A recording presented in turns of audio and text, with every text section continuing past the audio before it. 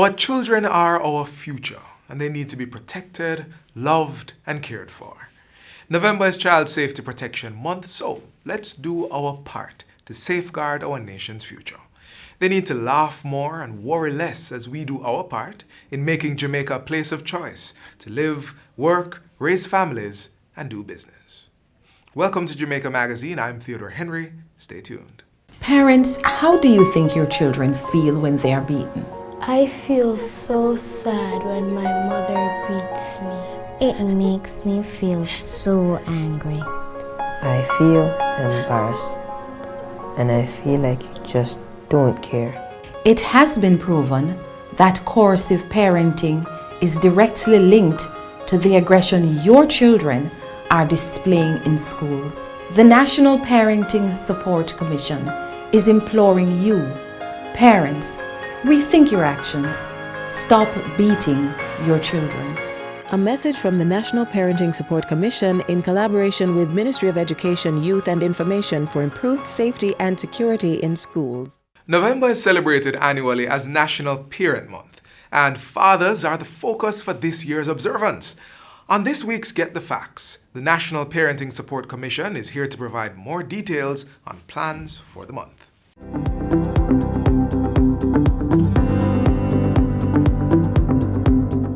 Welcome to Get the Facts, the program that provides you with information on government's policies and initiatives. I'm your host, Enthros Campbell. On today's show, we will be focusing on Parent Month 2020. Joining us is Chief Executive Officer at the National Parenting Support Commission, Kesia Carr. Ms. Carr, welcome to the program. Thank you. Thank you so much, Enthros. Real good to have you. Now, let us start at the beginning, as they would say. Parent Month is celebrated annually in November. Tell us about the background to this initiative. Thank you. So, National Parent Month is really a staple on the Ministry of Education, Youth and Information's calendar of events. And it's a way to recognize the contributions of parents to the education sector. The National Parenting Support Commission was actually established to encourage parental involvement in the education system. Because when the school and the home partners, then children usually perform better.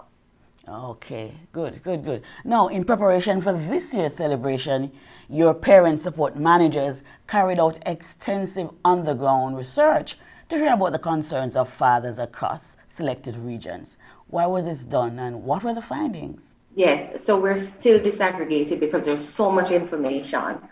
But some of the things that stood out very early were included the fact that fathers want parenting education. They want formal education in parenting. They recognize that they have deficits in their own practice. They want to be more effective. They just do not want to have these sessions in spaces where women are. They feel when they go into that space together, women sometimes bash them, and it becomes a bellyaching session where women talk about all the bad they're doing as opposed to finding solutions to help them to be more effective in parenting. That's one. The second finding was that some of the fathers believe that because the relationship with the mothers or mother of their children would have deteriorated, it impedes their ability to parent the way they really want to. So we have really tried to customize our parenting education sessions to speak to these specific concerns. So one of the things we ensure is that once we're conducting the sessions where males and females show up, or mothers and fathers in this case, we have breakout rooms. Even though they're online, we make sure that we put the fathers in one room after the orientation and we keep the women in another session. And we also have a session designed to show mothers how they need to treat fathers, whether the father is estranged, meaning they're no longer in a relationship in this case, or they have a visiting relationship. What do they need to do in a positive way to encourage fathers to participate? Because many of them really want to be better fathers. But why did we choose the fathers though? Why do we choose them as if they are the worst of the two parents? I don't know that I have so much encounter with people, with fathers who are not good fathers. Why did we choose the father? Right. That's a really good question. So there are several indicators. One, whether we like it or not, many of the households in Jamaica are headed by single parent women.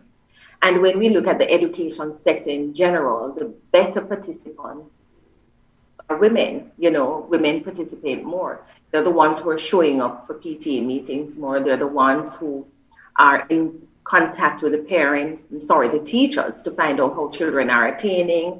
They're the ones who, are assigned to do homework in the evenings to help through that process. And this data it comes from the fathers as well. And we also realize that at the Commission, the uptake of our programs among fathers is low, and it has nothing to do with gender. So that the programs that we have are not prescribed or designed for particular gender. They carry the same elements of effective parenting. And even though there is criticism that because they are researched by women, there's a bias, we've not found that to be so, because the men who show up, they actually want to be a part of the program. They like the program, they stay throughout, and they usually encourage others to join.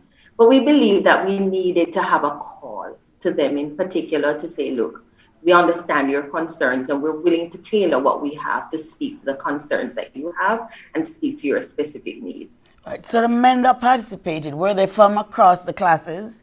They were from all classes, but the data that I found most interesting came from fathers in Westmoreland in particular, who do not necessarily fall within the upper echelon or the upper stratum, but we found good data from that specific cohort of fathers in Westmoreland in particular. There were some who very clearly said to us that the material things they have were through illicit activities, and know that they have money, they want to go get their children, or they can now go have their children without thinking that, fathering has way more to do than just your ability to provide material things. And once you're father for life. So, like I said, there was just so much that came out of the data that we gathered. Right. And so based on that survey, you've come up with this month's theme, which is Fathers, Rise, Lead, and Be Wise. How important is this theme? Fathers, rise, lead, and be wise. And, we decided also to go with the theme at this particular time because there's so much focus on the online space. And I believe that we're less distracted. There's no party going on. There's very little sporting activity going on. And so persons have no choice but to focus on where they can get information. Yes. And so we were very deliberate that, look, since we have all this information and we have been concerned for a while now about the uptake of fathers, then let us push it. So Fathers, Rise, Lead, and Be Wise simply means rise. Look, recognize that your child is your responsibility. That's the first thing. 2, we want you to understand that the growth and development of children go through different stages. And so you have to be also conversant with the behaviors of different stages and how your fathering has to change in response to the different stages of development. And also to get involved in the education process. Place value on it. Know that your input counts. And fathers lead. We're saying fathers must stand right there with the mother and become the head of the household once more. There are too many households in Jamaica that are run by single parent women. So we want fathers to lead. Understand that your behaviors matter. What you do is what your child is going to emulate. Yes, so it's not just what you say. You have to make sure your actions are the ones worthy of modeling by your children. Okay. And of course, fathers, be wise. We're saying, look, there's much in wisdom. We must consult. You must get proper information. Perhaps among the information that you're going to get is information from the commission so that you can add to your kit, add to your toolkit, so that whatever it is you're telling your child is something that is wholesome and valuable and will add to his or her growth and development. Okay, let's take a quick break here and we'll pick up with some more information on Parent Month 2020. Please stay with us.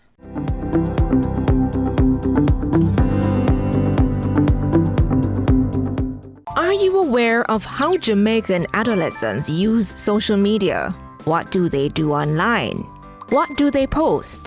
Do you know if they are being harassed? These are questions you should be asking yourself because it is your duty to keep your children safe online. Parents, here's what you need to do. Be active online and offline. Help your child to set up his or her online profile. Make sure you familiarize yourself with the different social media applications that they use and set some rules. Protect our nation's children and save them from cybercriminal attacks.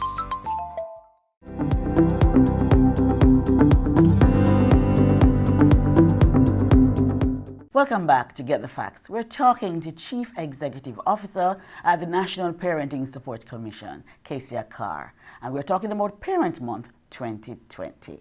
Now, the Commission will be hosting numerous virtual parenting education sessions, and over 500 schools are set to benefit. Tell us about these. Thank you. So we have over 1,000 schools in the education system, and whereas we would have loved to touch every single school, and we certainly are encouraging schools that are not on the list of 500 to conduct their own sessions, we have targeted just about half of that number. And we started the parenting education sessions this week. So we had a number of sessions. I think we conducted 4 already. And what I'm happy about is that the fathers who showed up never just stayed in the rooms. They participated, they asked good questions, and they also shared their stories. So we were able to see persons who we know will need aftercare services after those sessions are held. So the sessions have started off really well. The 500 schools have not been selected based on any specific criteria. We just selected 500 schools, and we're working with the regions and the schools themselves to ensure that the parents, especially the fathers, come out. Yes, excellent, excellent. Now, in addition to that, you have 3 regional workshops. Tell us about that. Who are you targeting, and when is it, and so on? Yes. So the regional workshops are actually a staple to on the calendar. This is where we have all the partners who we call members of the parent sector participating. These are usually have bigger numbers, and we have persons like PATH. It is Diabetes Awareness Month, if I'm saying it right. So we have persons from the Diabetes Foundation of Jamaica. It is Community Month, so we have SDC. It is Drug Abuse Awareness Month, so we have persons from NCDA, and we come together and we give quite a bit of information through several sessions with many persons, irrespective of what region based on the region that they're from. Yes, yes. And there is a parent village, a virtual parent village. Talk to us about that, and that is on November 17th. Yes, so we will be hosting a virtual parent village, and I'm really excited to see how this will unfold. Usually we have about 3 parent villages during the month, and we carry the villages across the country. Last year we had one in Steertown, and then we went to Sam Sharp Square, and then we went to Savannah Lamar. This year, because of the pandemic, we've had to do everything online. So we will have a virtual village. It will be supported by about 21 different partners, and we will be setting up the virtual space with different rooms, as many rooms as it can accommodate, where persons will actually go and see what these service providers have to offer. Of course, we'll be talking about parenting all along the way, and we hope to have this for about 2 hours online. So we're encouraging everybody to come to the virtual parent village. We will see how it will unfold, because I'm not sure about the technical part, but if we can also broadcast through the social media pages, of course, that will be done. Right, but how will we get that information? As soon as the kinks are worked out, then we'll communicate through the media and or social media pages as well. We'll put the information out and put the link out. Also, we'll be sending information through the regional offices, so parents will be able to access. All right, so we look out for that. And then you culminate with National Parent Month Awards on November 27th. That's right. What is that? Right, so the Parent Awards, like I said at the beginning, National Parent Month is not just a call to action for parents to be more effective in parenting. It's also a celebration of the parents who have participated in the education sector over the year. The contribution could be your participation in the curriculum implementation team, which has a parent rep.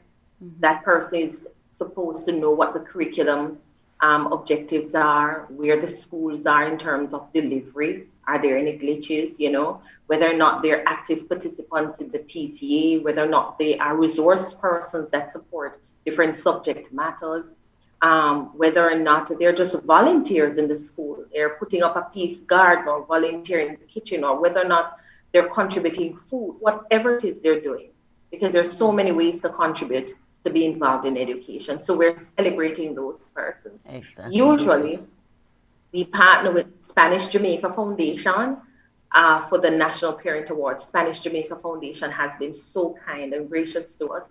They usually give us the hotel space free of cost, and they provide food for the entire ceremony, and they just create this wonderful ambiance for the Parent Awards. This year, clearly because of the pandemic, that will not happen, but I also want to use the opportunity to just say to Spanish Jamaica Foundation how thankful we are as a commission for the partnership, which I'm sure will continue beyond the pandemic, because it has to end at some point. As we wrap, tell us about your latest initiative to establish some 36 helplines. Thank you.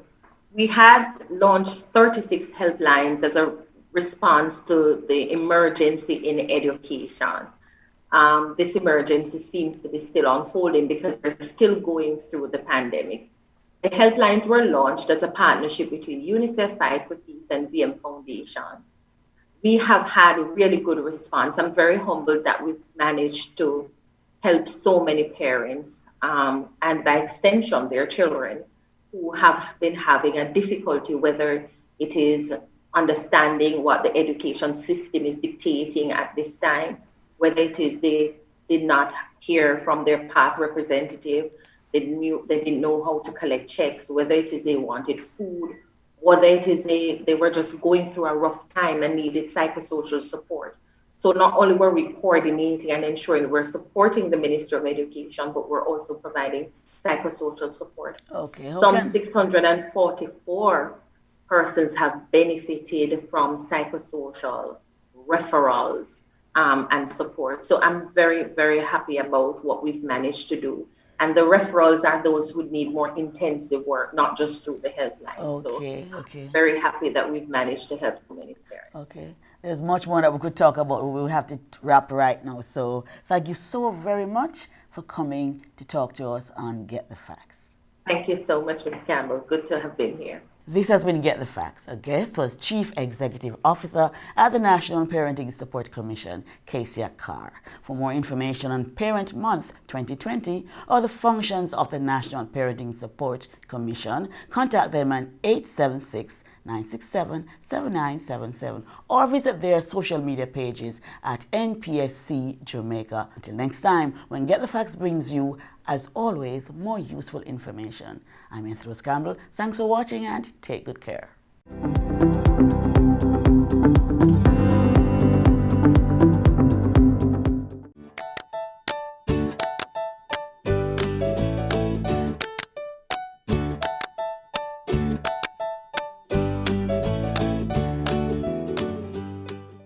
We can no longer turn a blind eye to our children.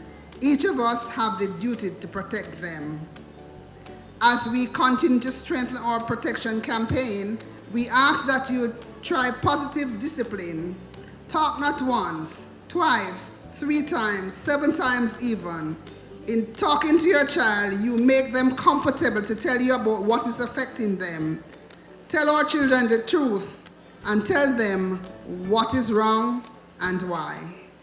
We remind our parents, if you are having difficulties with your child, we are here for you, to support you, along with the many other agencies that are set up for this purpose.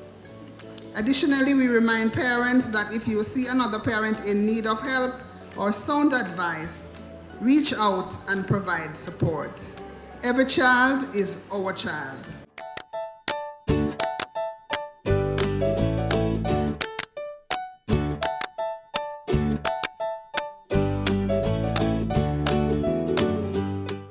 Adoption is a process where one takes on the legal responsibility of a child that's not his or hers. National Adoption Awareness is observed in November, and you can visit the Child Protection and Family Planning Services Agency website to find out more on how you can give a child a loving home. If you can't make it to the website now, that's not a problem. All the details are coming up in this next feature.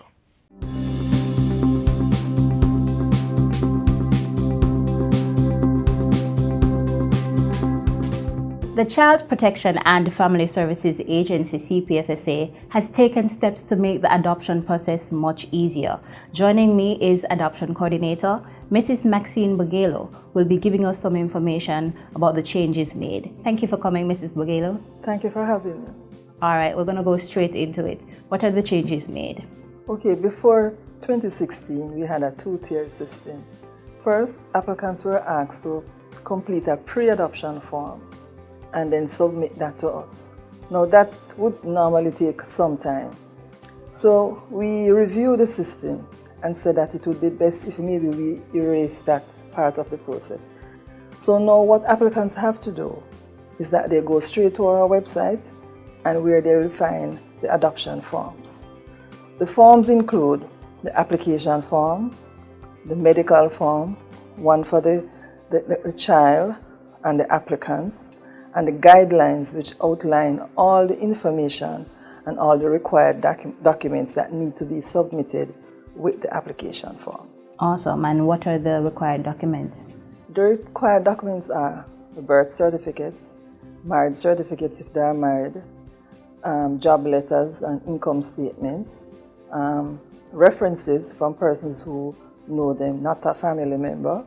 And the references should not necessarily speak only to the person being a nice or a good person, but it should speak to the how would they care for a child. That should be included, their capacity to care for a child. If the child is in school, we would need a child's last school report as well. And when all of that is completed, what's the next step? The next step would be submit all of those to the CPFSA. When it is here now, we would review to ensure that all documents are here. Now, if all the information is there, the application is reviewed, given a number, and assigned to a caseworker. And a letter would be sent to the applicant informing them of this and who the person is. Once the caseworker gets that application, that caseworker would now start to prepare appointments to interview both the applicants, the child, and whosoever, the birth parents, because the birth parents are also very important in the process. And what if there are no birth parents? Well, if there are no birth parents, we would have had death certificates for the parents if they have died.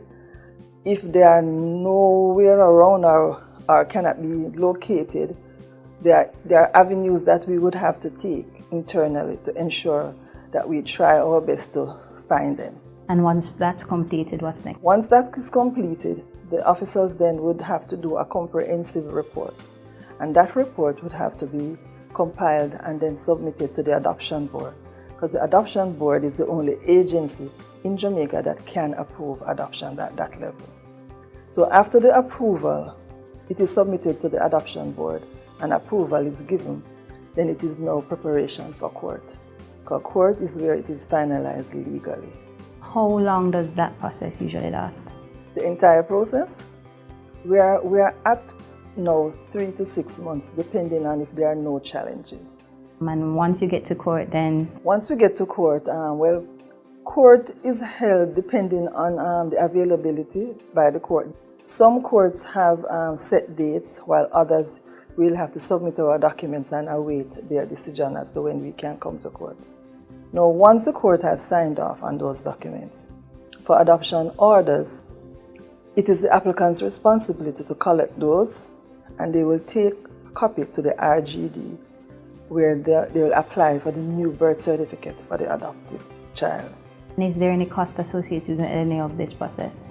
No, adoptions are free in Jamaica. Is there anything else that Jamaica needs to know about the process? We need adopters, prospective adopters, to understand that it is important that they submit all the documents, and it is also important that they are truthful in the stories that they give pertaining to how a child is placed in their care.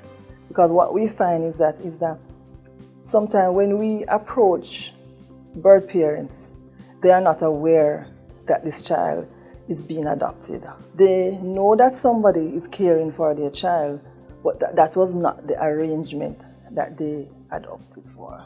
Persons generally who wish to adopt should love a child, should really want to take care of a child, because it's a lifelong investment.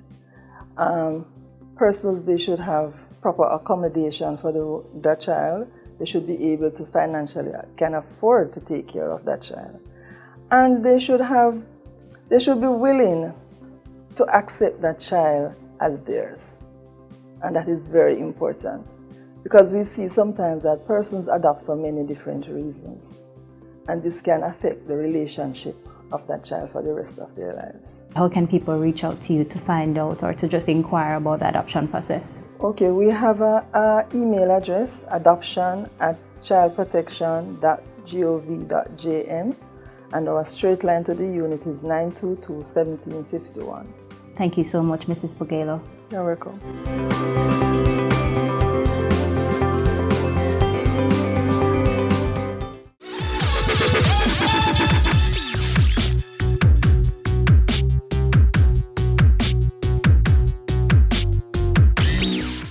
'Too many times we see families where a mother takes on the primary responsibility of parenting, and her children grow up yearning for the love, affection, and guidance of both parents. They are left wondering, where's my daddy? Fathers, sometimes you may have disagreements with the mother and you leave, but take my advice. When you do so, never abandon your children, especially your sons. Be there for them, protect them, and help them to become better young men in society. You have to break the cycle of children growing up without a father. Some of you experience this, and I know you know. It hurts. National Parent Month 2020 is being observed under the theme, Fathers Rise, Lead and Be Wise. The month-long celebratory activities began on November 1, but be sure to look out for a series of virtual parenting education workshops and a virtual National Parent Village. For more information on other activities scheduled for National Parent Month, call or email Ms. Khadija Thomas or Mr. Fabian Gabe. Fathers, we need your help to guide our children and contribute to making Jamaica the place of choice to live, work, raise families, and do business.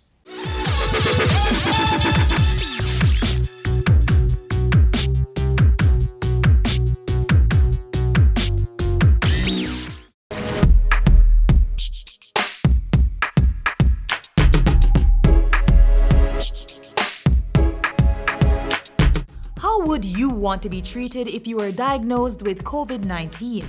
Not like this. Them will talk how I'm wicked and if it dead, and they behave like I am the one that created the virus. All my friends as well that were positive, them going through even worse than what I'm going through. Persons are calling police on them as well.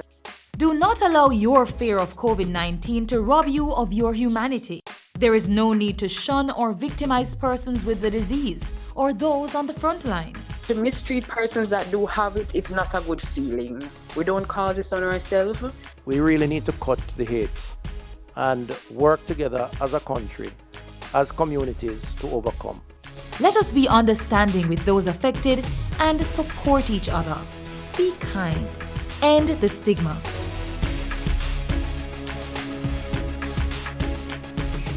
This is where the magazine ends for today, but if you would like to see more content like this, then visit our YouTube page. We also have all the latest news and updates on our social media pages and our website, jis.gov.jm. On behalf of the entire production crew, I'm Theodore Henry. Thanks for watching. This has been a production of the Jamaica Information Service, the voice of Jamaica.